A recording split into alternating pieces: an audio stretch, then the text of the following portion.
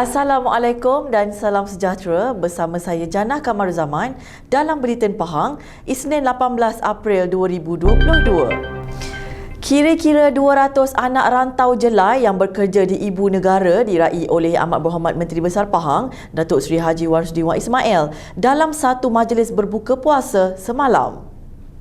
Datuk Seri Haji Warsudi dalam satu hantaran di Facebook beliau berkata, program ini sangat istimewa kerana dapat beramah mesra dan berbuka puasa bersama anak rantau jelai di ibu kota. Katanya program yang julung-julung kali diadakan ini berjaya menghimpunkan lebih 200 anak rantau jelai pelbagai peringkat umur. Justru beliau meminta agar lebih banyak pertemuan seperti ini dilaksanakan selepas ini dan berharap semoga hubungan silaturahim ini semakin kerap serta utuh demi manfaat warga jelai. Sebanyak 103 masjid dan surau di Dewan Negeri Lancang dan Dewan Negeri Mentakap menerima sumbangan bagi menjalankan aktiviti sepanjang bulan Ramadan. Sumbangan berkenaan disampaikan oleh Pengerusi Jawatan Kuasa Pelancongan, Kebudayaan, Alam Sekitar, Perdagangan dan Komoditi Negeri Pahang Yang Berhormat Datuk Seri Haji Muhammad Syakar Haji Syamsuddin dalam satu majlis di Termeloh.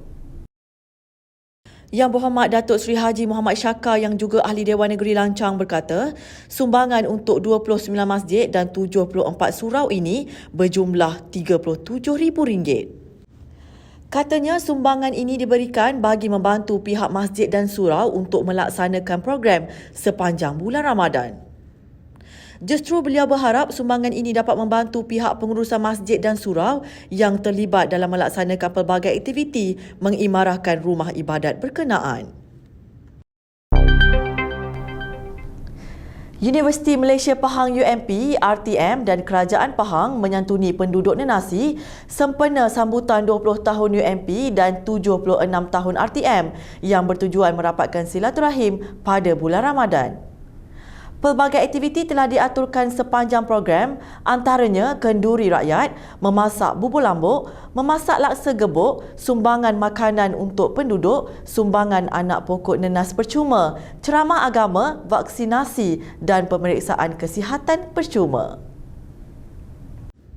Pengerusi Jawatan Kuasa Sains, Teknologi, Inovasi, Komunikasi dan Multimedia Negeri Pahang Yang Berhormat Datuk Haji Muhammad Fakhruddin Muhammad Arif berkata, UMP juga menyumbang alat solar mobile untuk kegunaan Masjid Nenasi dalam membantu memudahkan urusan semasa ketiadaan elektrik atau ketika menyempurnakan urusan di tanah perkuburan yang gelap jika malam hari. Katanya lagi, beliau turut menyampaikan sumbangan cek peruntukan kerajaan negeri dan bantuan wang tunai yang diluluskannya Amat Berhormat Menteri Besar Pahang, Datuk Seri Haji Warsudi Wan Ismail untuk 8 penerima bagi tujuan baik pulih rumah, baik pulih tabika kemas, rawatan perubatan dan bantuan pendidikan anak-anak. Beliau berharap pada masa akan datang lebih banyak lagi program dan kerjasama seperti ini dapat dilakukan dan Kerajaan Pahang akan terus memberi kerjasama yang sebaik mungkin dalam apa jua aktiviti dan program yang dilaksanakan nanti. Seramai 190 anak muda yang terdiri daripada 30 persatuan dan badan bukan kerajaan NGO hadir memeriahkan Majlis Iftar Ramadan Anak Muda bersama Majlis Bandaraya Kuantan MBK. Majlis iftar tersebut diadakan di Jalan Taman berhadapan dengan pemandangan ikonik terbaru di negeri ini iaitu Menara Kuantan 188. Antara yang hadir ialah Pengerusi Jawatan Kuasa Sumber Manusia, Belia Sukan dan Badan-Badan Bukan Kerajaan Negeri Pahang Yang Berhormat Datuk Seri Haji Muhammad Johari Haji Hussein, Setiausaha Perhubungan UMNO Pahang Yang Hormat Datuk Seri Abdul Hamid Nazahar dan Datuk Bandar Majlis Bandaraya Kuantan MBK Yang Hormat Datuk Hamdan Hussein. Majlis ini merupakan anjuran bersama MBK dan Kelab Anak Muda Bandaraya Kuantan KBK dengan melibatkan Kelab Anak Muda, Majlis Belia Daerah Kuantan, Majlis Belia Negeri Pahang dan Badan Gabungan Belia. Penganjuran majlis seumpama ini bertujuan meraihkan golongan belia dari pelbagai peringkat profesion selain menyediakan medium kepada golongan terbabit untuk beramah mesra bersama pemimpin setempat.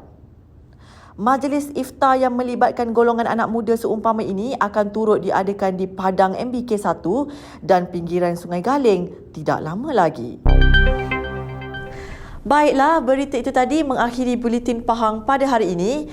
Ikuti kami di Facebook, Instagram, YouTube, Twitter dan TikTok untuk mendapatkan berita terkini di Pahang. Assalamualaikum.